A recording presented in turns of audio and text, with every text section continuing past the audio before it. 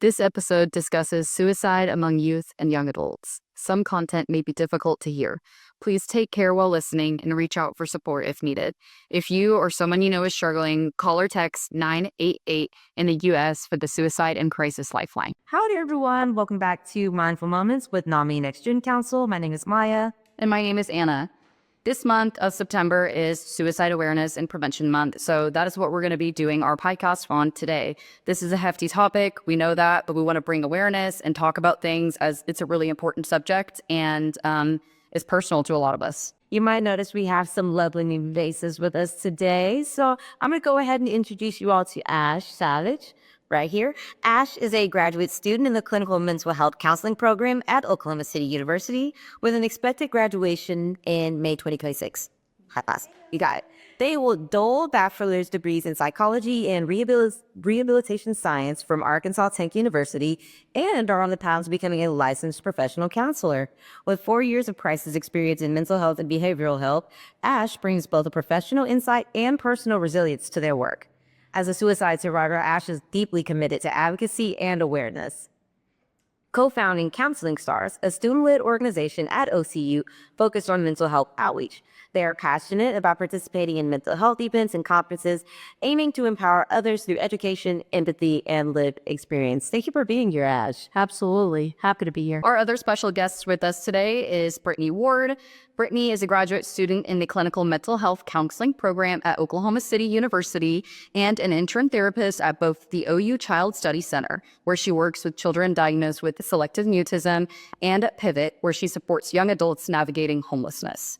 Her professional experience spans both the U.S. and Australia, where she has advocated for and supported marginalized communities, including BIPOC populations, Aboriginal and Torres Strait Islander adolescent girls, and individuals with disabilities. Guided by curiosity and deep respect for the diversity of human experience, she is passionate about helping people harness their own strengths and creating space for the many ways lives and identities unfold. Welcome. Thank you for being here. As we stated earlier, September is Suicide Prevention and Awareness Month. I just want to briefly talk about the fact that suicide is one of the leading causes of death in the U.S., especially for youth, which is why this important that we're going to be having here today is especially important. Over 49,000 deaths in 2023 were suicides. That's one death every 11 minutes. Oklahoma has the 10th highest suicide rate in the country, and suicide is the leading cause of death for Oklahomans youth aged 10 to 24. That is 31% higher than the national average. Since the start of COVID, there have been a sharp increase in suicide and suicidal thoughts. We just want to make it clear before we start with our questions that we are holding space for the lives lost and for those currently struggling. But also, suicide prevention is more than just the numbers. It's about hope, connection, resources, and advocacy like we're doing here today. Well, let's get the conversation started. Ash, I'd like to start with you. We've just shared some of the numbers. Why do you think it's so important we remember the people behind the statistics, not just the numbers, when we talk about suicide prevention? Yeah, I think it's important because these are human lives, right? Everyone that we lose to suicide has family, loved ones, friends, coworkers, people in their groups, faith groups, organizations, teams. They have stories, right? They had lives and they mattered, and they matter now. And I think that's one of the main things, is not to get stuck in numbers, but remember that it's humans and people. Right. I like that you mentioned their stories, because people don't just become suicidal. That's a part of their story. Do you have anything to say about that?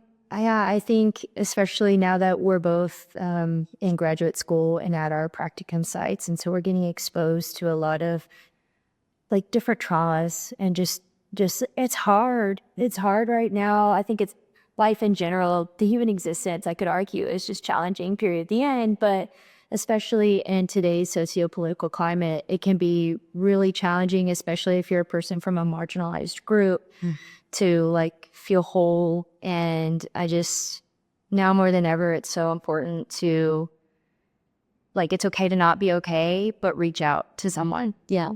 Yeah. So for both Brittany and Ash, from your perspective, what makes suicide prevention especially urgent for young people today? I think you touched a little bit about this in your last answer.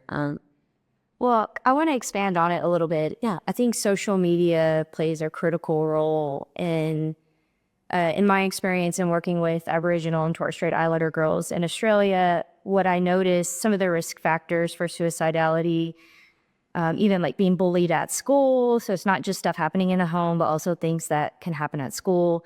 But it doesn't stop. So like, whereas maybe when I was in school, I could go home and then I could go about my day at home, and it's almost like a shut off, right? But with social media, there is no shut off point. Like, you go to bed looking at your phone, you wake up as a young person looking at your phone, and you're maybe inundated with messaging about you as a person, which, I mean, I'm not going to go into the neurobiology of like how our brains are like developing at that age, but we certainly don't have a fully developed concept of self, let alone like a fully developed brain to understand like what's fact and what's fiction. Right. And so it can be really difficult to know like, oh, to separate that out, right? So I think social media really exacerbates, it's like everything is double-edged. Yes, it has good things. It can encourage, like reduce stigma around talking about not being okay. For sure, it can help spread the message about that. But on the other side of that, it can also be damaging, I think, to young people.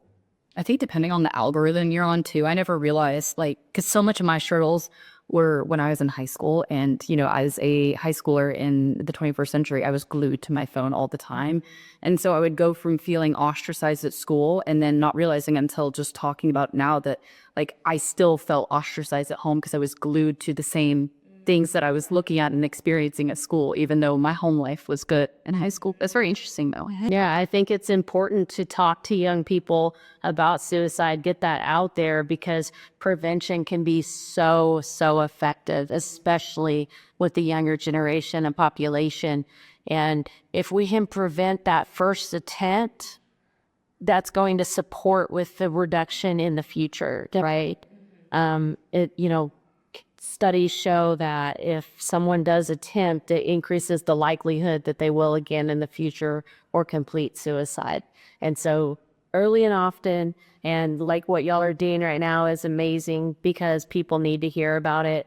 There's such a stigma around mental health in general, but suicide even more than that. And I think that's for a lot of reasons, right? Like, it's scary. Like, it's scary. There's shame. There are so many emotions and feelings. And with the younger population, sometimes they don't know how to name what they're feeling. Sorry. It's so challenging. It's a skill, and it's something we have to. So there's a lot of adults that they struggle, and it doesn't matter your age. I think naming your emotions is really hard, can be really hard. I really appreciate you talking about the importance of prevention at a young age. For myself, I started having suicidal ideations at around 13, 14, and no one really helped me until I was about 16 years old. But up until that point, I had attempted 4, 5 times because no one would talk to me. I didn't know what to say. I didn't, we're talking about the shame, the guilt, all of these feelings. I didn't really know what to do with them. I didn't know how to talk to anyone about them. So when I finally did receive help, and just had someone, a safe space to talk to, I wouldn't say immediately the thoughts had stopped, but any sort of plans and actions were kind of ceased just because I asked someone to come to and be like, hey, I'm feeling this way, just so I could say I'm feeling this way. So I didn't have to start planning. I didn't feel like I could go through with it because I have someone there that I can talk to. So yeah, it's so important that we start at these young ages. Because that's what people need, just a safe space sometimes, just a space to talk about whatever the issue is. So I really appreciate you bringing in prevention into this part of the conversation. Yeah. I think feeling seen is so important too. Going off of that, whenever you have that safe space, you don't feel so alone in what you're going through. Just feeling seen and heard and someone cares, not a time where you don't care, or at least for me, it was hard to care about myself. And that time having somebody help you do that is makes a world of difference. I think I would like to say that any person can be that person. Yeah, absolutely. I mean, we all You don't have to be a licensed therapist or a mental health practitioner. Like any person can be a safe person. If I think that's really important. yeah, definitely. Well, and pulling on that, like what you had mentioned, for sometimes it's like you don't know what to do in that situation, right? Like you're lost in a moment. And that's why it is important that you do find power in connection and finding someone to listen, because sometimes that's all it takes to save a life. Yeah, is you, and you could be that person, right? And I think the advocacy piece and talking about these things is so significant. It can't be understated or overstated, whatever you want to say. It's just talking about it, getting it to the forefront, and making people feel comfortable enough to ask someone or to bring it up in a conversation is important, because we want to remove the stigma, because sometimes people want to be, or, it could be helpful to say, are you okay? Right? I know, I think sometimes the barrier might be like, oh, I don't want to say the wrong thing. Right. But I mean, just show it with your human heart. Just at a simple text, like even your friend that looks strong, has it all put together, is laughing. Everyone needs to be checked in on. Brittany, with your experience supporting kids and young adults, especially those facing disability or homelessness, what resources have you seen that have made the biggest impact on them? It's a good question. Very different population needs, so I don't know that it's like a one-size-fits-all answer. I would say, first of all, with people with disabilities, there's a lot of stigma that goes into working with people with disabilities. I think a lot of times they don't get treated as a whole person, and they get treated more as their disability. And so lots of questions around, like adult questions you might ask about, like having a beer, or like, are you sexually active? I think people really shy away from all of those sorts of questions. So even like, I'm lumping like suicidal ideation into that conversation too. I think people avoid having those types of conversations with people with disabilities. So I think in general, just starting the conversation with people with disabilities and just generating some awareness around mental health and just engaging. I feel like that's a sector that really deserves more attention. Period at the end. But in terms of working with other marginalized communities or youth experiencing homelessness, something I've seen to be pretty effective is like a safety plan. And actually at my practicum site, completed a safety plan with a young person yesterday. And what I noticed is we really created a safety net around this person. So again, what we talked about earlier, having a support system, having those touch points of people to call or contact. I felt like my site supervisor did a great job of explaining, when you're having these big emotions and you're having a lot of thoughts around suicidal ideation, it can be really hard to like think and to think like next steps and to think sort of objectively about the situation at hand. And so now with this like a written safety plan, now you take a picture, have it on your phone. Now you have access to this plan that you can like step by step follow. Here's who I'm going to call first. Okay, they didn't answer. Here's who I'm going to call next. Here's what makes I go for a walk when I start to feel like this. We identified like these certain things that can help bring you back to balance and give you a buffer, almost give you this pause, this moment to breathe and to take stock of where you're at. So that way you build hope and it prevents you from completing suicide. Yeah, I appreciate what you said too about how we speak to individuals with disabilities. I mean, from where I worked with disabled children over the summer, and from a nursing perspective, it's a little bit different. But one thing that always irked me was when people spoke to these children like they were babies, when they were 17-year-olds. And like, half of them too with specifically with disabilities like cerebral palsy, their cognitive function is all there. Brian, talking to no matter what person it is, no matter what disability they may have, talking to them like you would talk to any neurotypical person you see walking around is so, so important. And it all goes back to that just like visibility. Dignified care. Yeah, absolutely. Yeah. And you could say the same with unhoused population. Totally.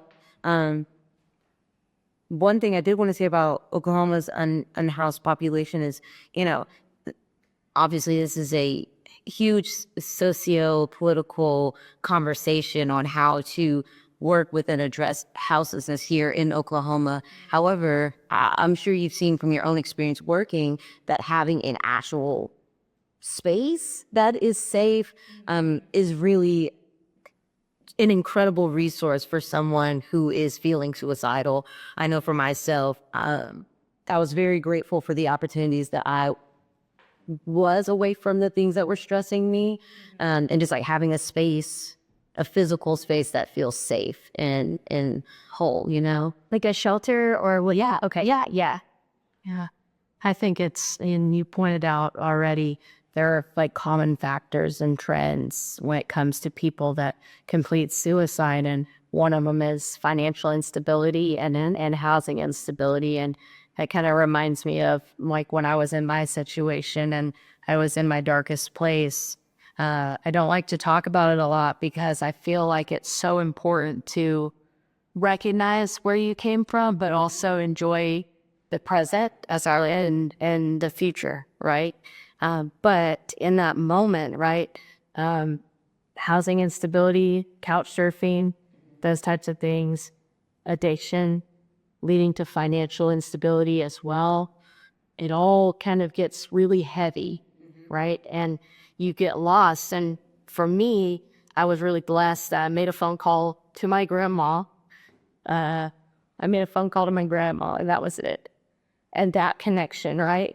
And so when we have something and someone that can be so powerful and meaningful, it doesn't have to be a grandma. It can be a teacher, a friend, right? A coworker, just having someone to listen. And then you start building from there and you see how powerful services can be and getting in counseling, right? And there are like peer recovery support specialists, like PRSSs, that Oklahoma have that are amazing with supporting, with finding housing, finding, jobs, opportunities, things like food, right? Clothing, like there's so many things that are so vital, right? Like, and it can be so rewarding and help so much. So for me, I think knowing your resources, having, access to them, and that's why, like what you're talking about with the unhoused population, like we need to advocate for these things. Like we need the resources because they save lives. Simple, point blank, period. They're the resources that we've talked about on our own podcast.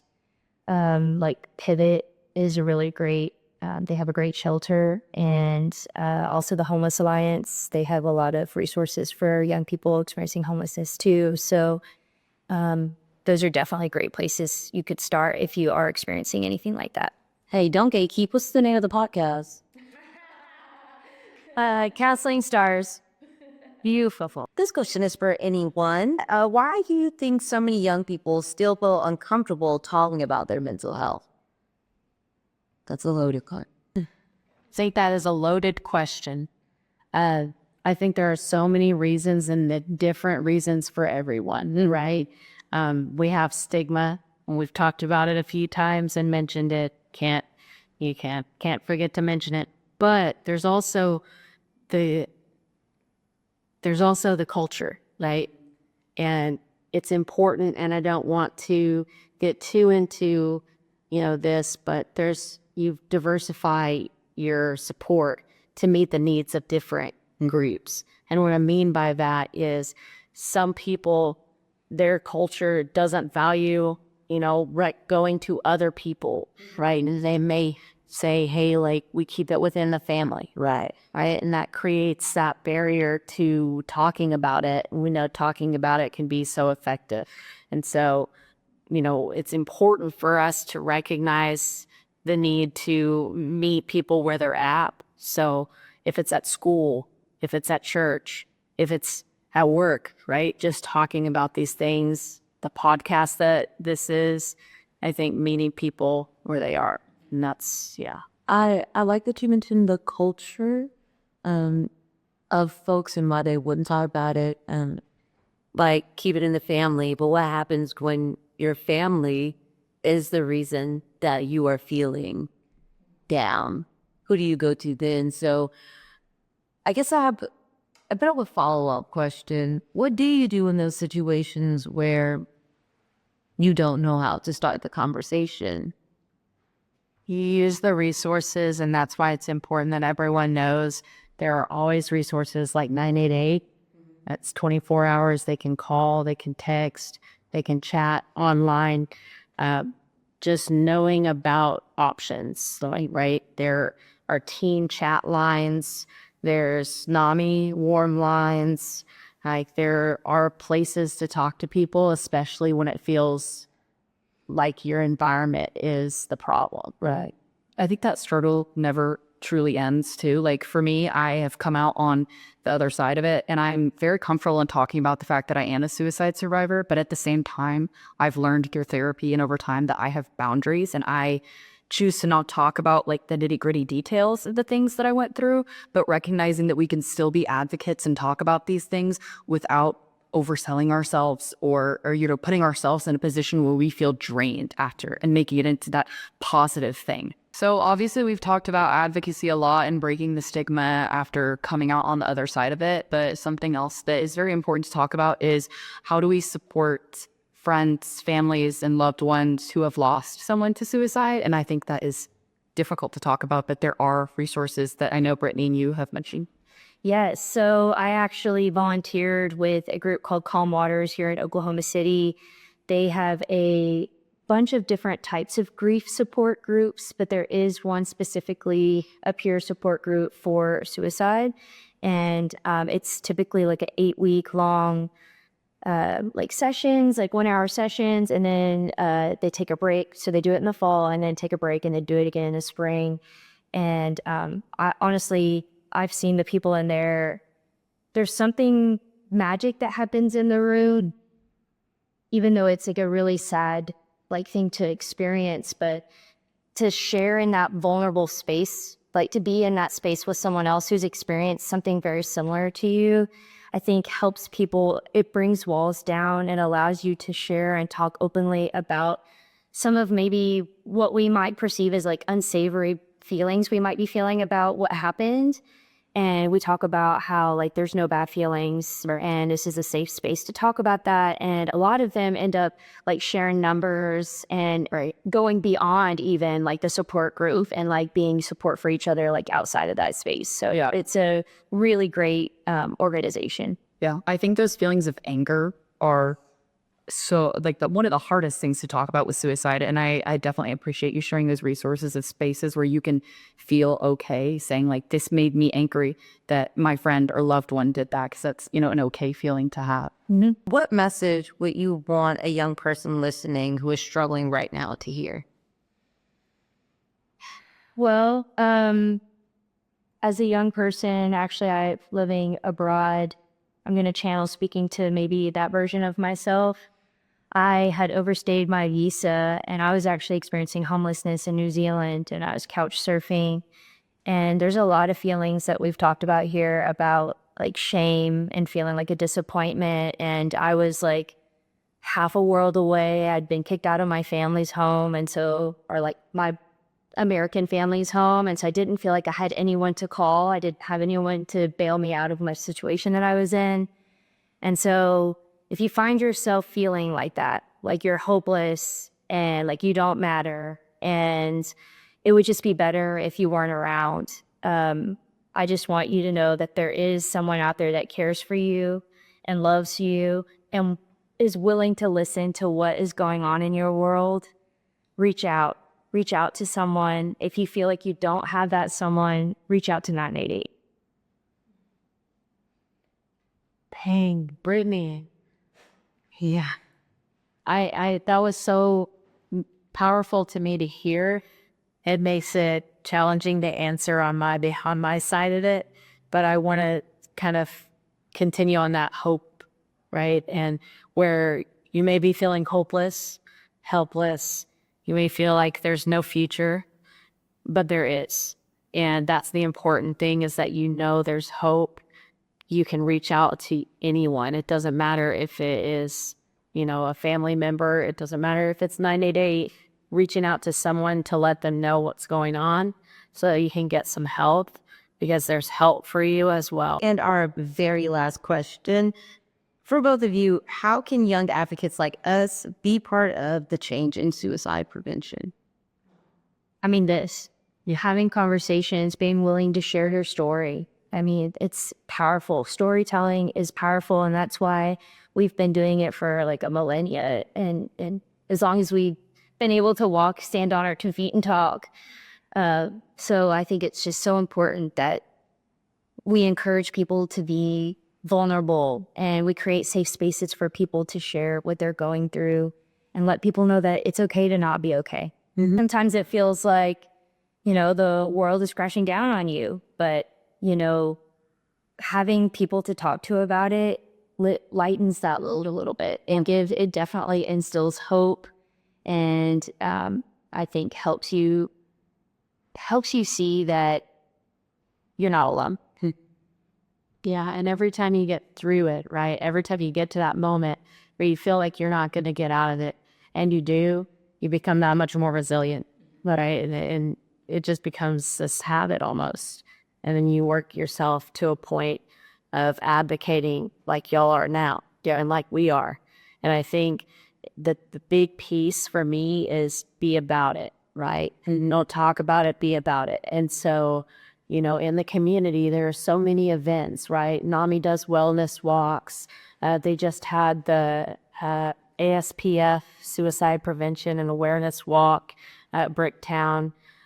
There are things and places that you can, join in because we want to talk about these things. We want to, like we said, we want to remove the stigma. We don't just want to reduce it. We want it gone because that's the answer, right? The answer to this question, like, how do we save people's lives? Yeah, we talk about saving people's lives. Yeah. Yep. Wow, that was beautiful.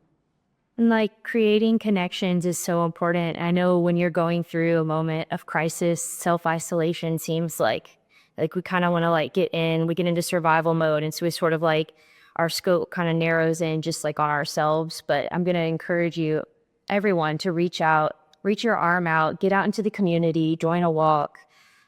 Creating connection in your community can really make a significant impact. Well, our future counselors have to get back to the grind of educating themselves. So thank you all so much for being here, taking time your busy days, your work, a lot of your school lives. Thank you.